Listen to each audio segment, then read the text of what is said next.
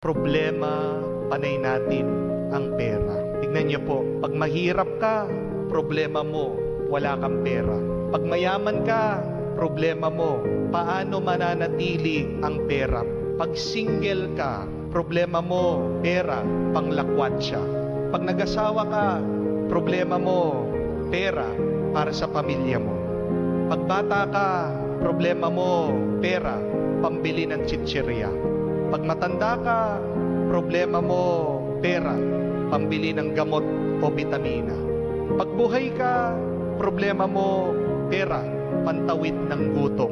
Pag patay ka na, problema mo, pera, pambili ng kabaong. Yan ang panay nating problema sa ating buhay. Pera, pera, pera. Kahit na nagkapera ka na, hindi pa rin nabibigyan ng solusyon ang problema mo. Isa lang ang solusyon. Ito ay ang tiwala natin sa Diyos. Paulit-ulit po sinasabi ng Diyos sa atin, huwag kayong mag-alala. Do not worry. And yet, we have not learned this lesson. Pag nasolusyonan yung ating problema, sino ang ating pinapasalamatan? Di ba ang Diyos? Tayo nagpapasalamat sa Diyos. Thanks be to God. Hallelujah. Salamat sa Diyos. Wala pa po akong nakitang tao na pag siya'y nagwagi sa kanyang problema, nagpapasalamat sa pera. Thanks be to money, my problems are solved. Wala. Kasi alam natin that there is only one that can solve all of our problems. It is God. It is never money. And yet, why do we keep on chasing money? Ito ay dahil sa tukso ng demonyo. This is the trick of the devil na sinasabi sa atin, mas magtiwala ka sa pera kesa sa Diyos.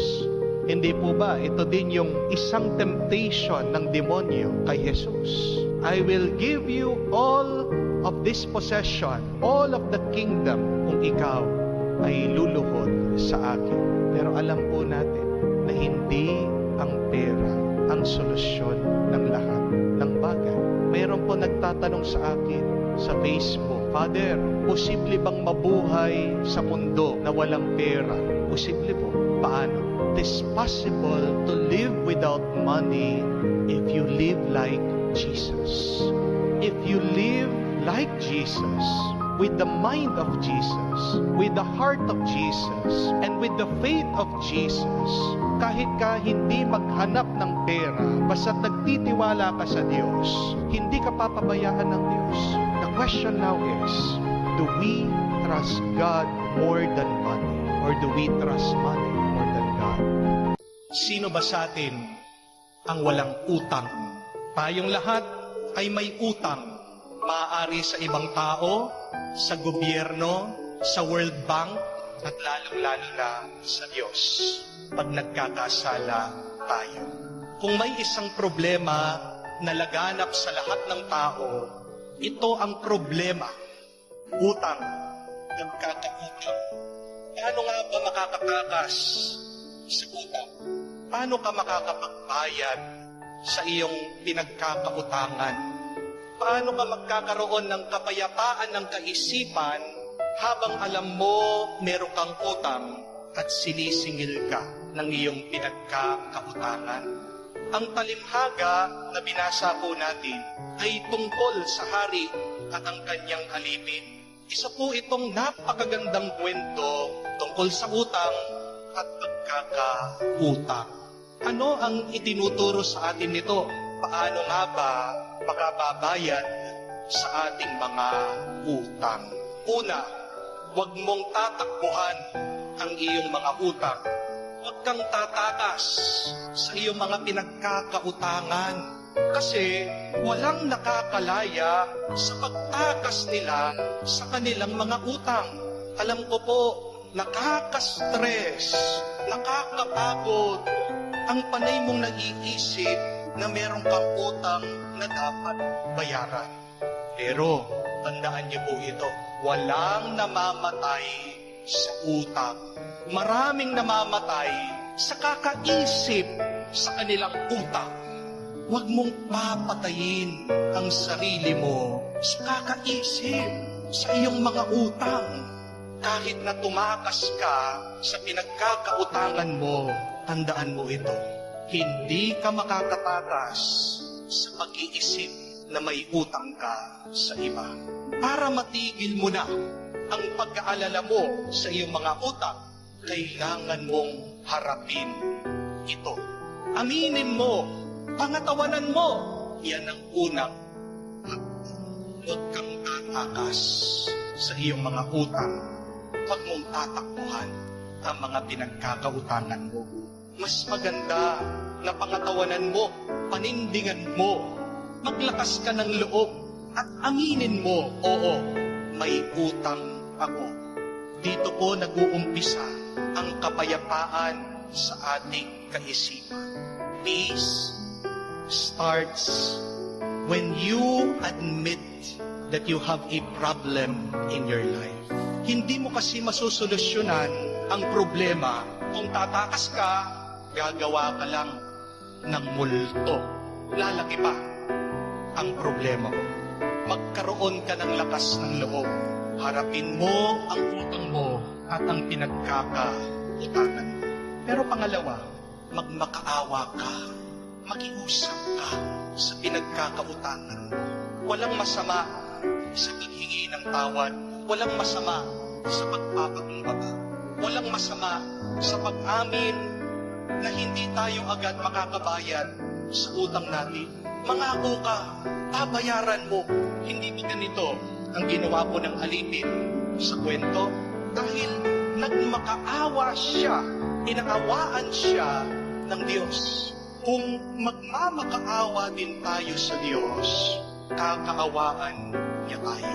Tutulungan niya tayo. Because the person asked for mercy, he was given mercy. Kung tatakbo ka sa utang mo, mas maiinis pa ang naniningil sa'yo. Kung magmamataas ka at nakikipag-away ka, baka ipakulong ka sa galit ng pinagkakautangan mo. Be humble. Ask for mercy. Be assured you will be given mercy if you ask kindly. Pangatlo, panay mong isipin may nagmamalasakit sa iyo. Isa sa pinagmumulan po ng stress natin sa utang ay yung pag-iisip at paniniwala na mag-isa lang tayo. Oo nga naman, nakakapagod, hindi po ba? Ito't mag-isa ka lang sa pagharap ng iyong problema. Pero hindi mo kailangan buhatin mag-isa ang iyong mga problema. Nung pinipilit daw nung isang alipin na magbayad sa kakautang niya, ang kamukha niyang alipin, sabi sa kwento, nakita daw ng iba nilang katrabaho ito. Nalungkot sila, nagdamdam sila, nasaktan sila dahil ginigipit ang katrabaho nila, ginigipit ang kaibigan nila. Kaya naman, nagsumbong daw sila sa hari para siya ay pagalitan at parusahan. Kahit na hindi natin sabihin, may ibang nagmamasid sa atin. May ibang nakakaintindi sa ating pinagdadaanan na sakit at problema.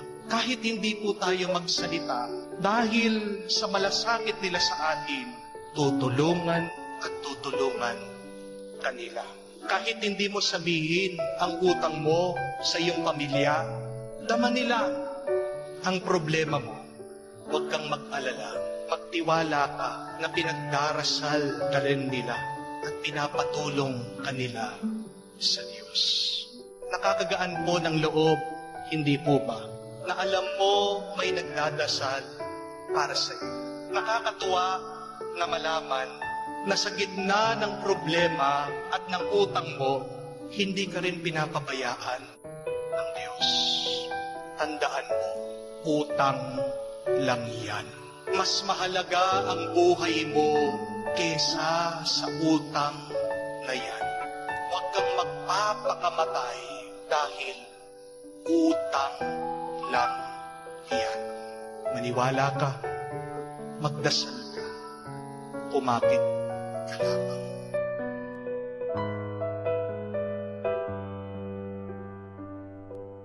Si Angeline Quinto, meron po siyang sinabi minsan sa interview. Sabi niya, ngayon hindi na uso yung paramihan ng pera. Hindi na uso yung paramihan ng gamit o ari-arian. Ang uso ngayon, pasayahan ng buhay, pasayahan ng pamilya. Kasi hindi mo alam, baka bukas wala ka na. Hindi mo alam kung bukas buhay ka pa. Oo nga naman po, aanuhin mo ang maraming pera, ari-arihan. Walang kasiguraduhan ng buhay natin ngayon. Hindi po natin alam kung sino magsusurvive sa atin, kung sino ang mabubuhay, kung sino ang mamamatay. Tama nga naman, imbis na mag-ipon ka, bakit hindi ka magsumikap na maging masaya?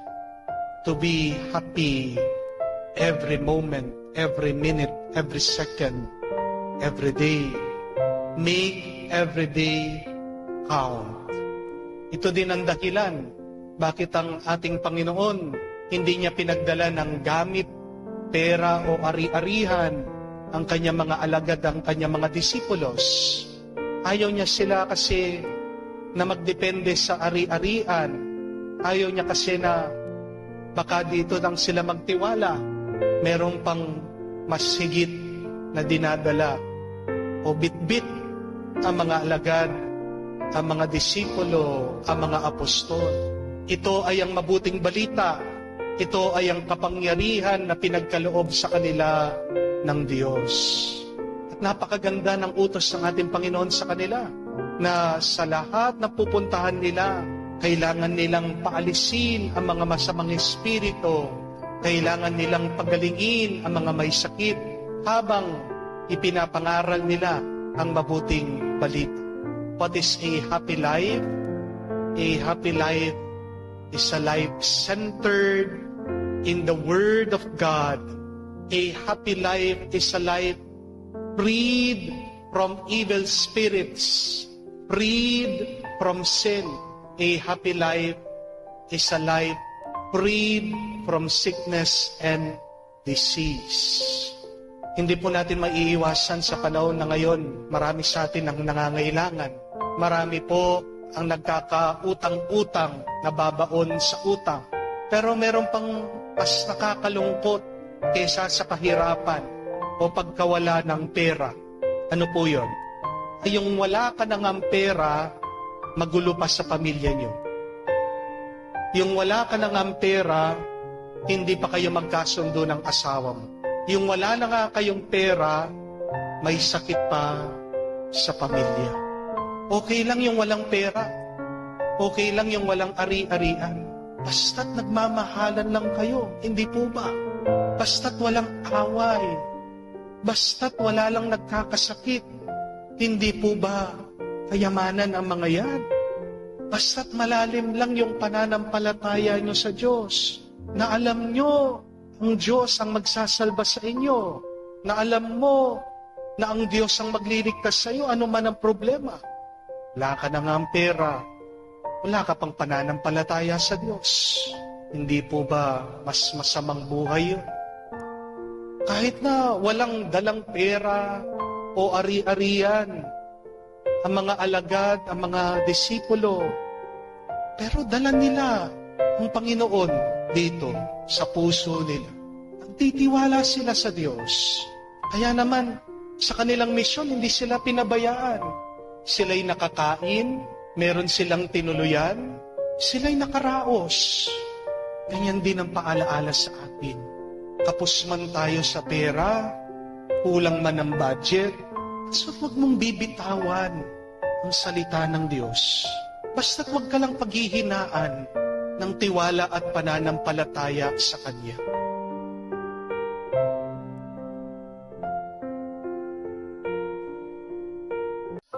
Ng kanilang pag-aani.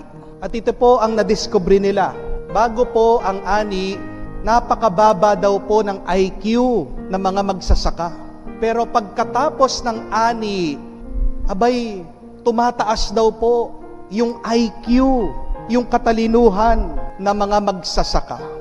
At ang conclusion ng mga researchers o nag-aaral ito, ang pagkakaroon ng pera ay nakakatalino, nakakadagdag ng karunungan sa tao. Kasi bago po ang pagtatanim, wala pong pera ang mga magsasaka. At hinala po nila yung pag-aalala, yung takot, yung pag-iisip, yun po yung nakakababa ng IQ ng katalinuhan. Pero pag may pera na ang tao, siya'y panatag, nagiging mas marunong siya. Kaya nga po sa Amerika, isinusulong po ng mga ibang mambabatas na gumawa sila ng batas para magkaroon daw po ng universal income lahat ng pamilya. Kasi pag meron daw pong basic income, basic money yung pamilya, magkakaroon daw po sila ng mga good choices. Hindi po sila magkakamali sa kanilang buhay. Pansinin niyo po, sino po sa ating salipunan yung madalas na nalululong sa bisyo, yung madalas na napapasama sa krimen? Yung po yung mga halos walang pera. Sino yung mga madalas na nagkakamali sa buhay? Sila yung mga walang ari-arian. Sila'y nagkakamali, sila'y napapasama dahil magulo ang kanilang isip. Pero sino yung mas mga yumayaman? Yung mga mayaman na. Sino yung mga tunay na marunong? Yung mga meron na. The conclusion is, money can make you smart and intelligent. Ayan, alam nyo na po ha? Kayo mga magulang, pag nakikita nyo po yung mga bata, sinasabi na masakit ang ulo nila, nahihirapan silang mag-aral. Ano pong gagawin nyo? Bigyan ng pera. Amen? Di po masaya yung mga magulang. Masaya po yung mga estudyante. Ayan, kayo pong mga mag-asawa, alam nyo na, pag sumasakit ng ulo ng asawa nyo, ano pong bibigay nyo? Pera. Amen? Pero kung totoo po na ang pera nakakatalino, bakit sa binasa po nating ebanghelyo, parang baliktad yung narinig natin? Mayaman nga, ito pong lalaki, lumapit kay Jesus, tinatanong, Panginoon, paano po ako magkakaroon ng buhay na walang hanggan? Sinabi ng Panginoon sa kanya, sundan mo ang mga kautusan. Sinabi niya, ginawa ko naman po ang mga kautusan. Kung gayon, sabi ni Jesus, kunin mo ang iyong ari-arian, ipagbili at ibigay sa mga mahihirap at sumunod ka sa akin. Ano daw pong ginawa nitong lalaki? Siya'y umalis, nakayuko, malungkot, dahil marami daw po siyang ari-arian. Marami daw po siyang pera. Marami daw siyang kayamanan. Kala ko ba nakakatalino ang kayamanan? Pero nagkamali siya sa pagpili. Hindi niya pinili na sumunod sa Panginoon. Mas pinili niyang hawakan ang kanyang pera. Mas pinili niyang manatili sa kanyang kayamanan. Kung pinili lang niya ang ating Panginoon, mas higit pa at mas maraming kayamanan ang tatanggapin niya.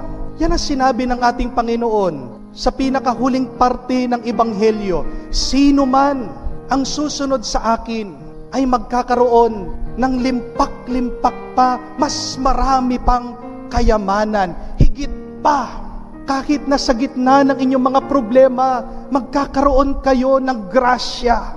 Iwan mo ang kayamanan ng mundo. Mas higit pa, mas marami pa, umaapaw na grasya ang tatanggapin mo. Bakit nagkamali itong lalaki? Ito ay dahil sa pagmamahal niya, sa sobra-sobrang pera. The problem is not about the money. The problem is not about the riches. The problem is being obsessed and possessed with so much money. Walang problema yung sapat na kayamanan. Kailangan natin ng kayamanan sa ating buhay. Amen? Pero nagiging problema ang kayamanan pag ito ay sobra-sobra na. Pag sobra-sobra ng pagmamahal mo at kapit mo sa kayamanan. Desiring so much wealth in your life because it can blind you. how can we become more intelligent? How can we become more wise? So that we can always choose the Lord who can fill us with immense wealth and riches in our life. Ang ating pong unang pagbasa, napakaganda. Galing po sa libro ng Karunungan, the Book of Wisdom. Sinasabi niya, ako ay nagdasal, binigyan ako ng karunungan ng Diyos. Ako ay nagdasal, binigyan ako ng katalinuhan ng Diyos. At pagkatapos daw magdasal at binigay ang karunungan sa tao, doon niya nakita ang kayamanan dito sa mundo. Kung ito ay ihahambing mo sa Diyos, walang halaga. Sabi niya, ano ba ang ginto kumpara mo sa Diyos? Ito ay parang buhangin. Ano ba ang pilak kung kukumpara mo sa Diyos? Ito ay putik. Makikita mong walang halaga ang lahat ng bagay na material dito sa mundo kung magiging matalino ka lang. At paano tayo magiging matalino? Kung tayo ay magdarasal. Ang taong palaging nagdarasal ay taong marunong at matalino. Ang taong palaging In your eyes, a stormy sea, where I swim lost eternally. I'm lost in your haze, where the lights are low, drowning in the depths of your eyes. I'm ready to go. In the shadows, we'll find our way. Through the night, our love will stay. You taste the sun, we'll chase the night. Our love, a flame that burns so bright. In the darkness, we'll find our light, and our love will ignite. I'm lost in your haze, where the lights are low, drowning in the depths of your eyes. I'm ready to go. In the shadows, we'll find our way. Through the night. nagdarasal.